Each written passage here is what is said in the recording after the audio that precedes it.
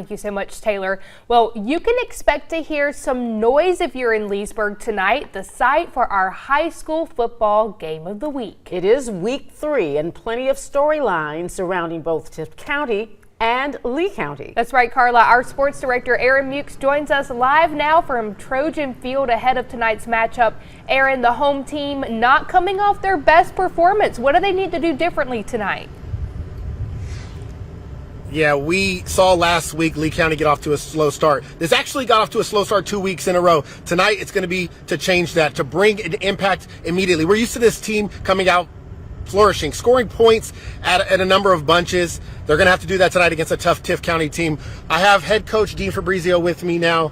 Coach, you talked earlier this week about having to get off to a better start. What is it going to take for you guys to do that here tonight? Well, we've got to come out focused and relax and play the game. You know, we've come out a little bit nervous. We've got a lot of new starters there on the offensive side of the ball. And they've just got to relax and do what they do in practice every day.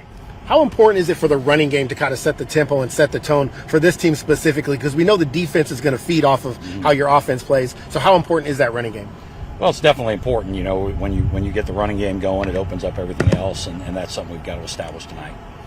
When you think about the message this week coming off of such a sluggish start against Hateville Charter, it's not what you're used to as a coach, and I know you don't like it. What's that message this week at practice to get everybody hyped up, ready to go for a tough Blue Devils team? Well, you know, we try to keep the same focus every week, win, lose, or draw, and that was the thing. Hey, let's get back, let's correct these mistakes, let's get back to work, and let's get better each day. Does having tough opponents like this on your schedule kind of help you guys progress to when you get to those region games, you're already prepared for those matchups? Well, I certainly hope it does. You know, as usual, we've got an extremely tough non-region schedule, but you know, we definitely think that prepares us for not only region play but for the playoffs. Good luck tonight, Coach. Thank you very much.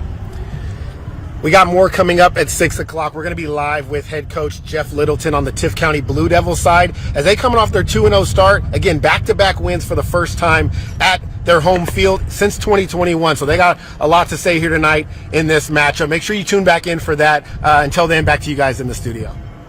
All right. Thank you so much, Aaron.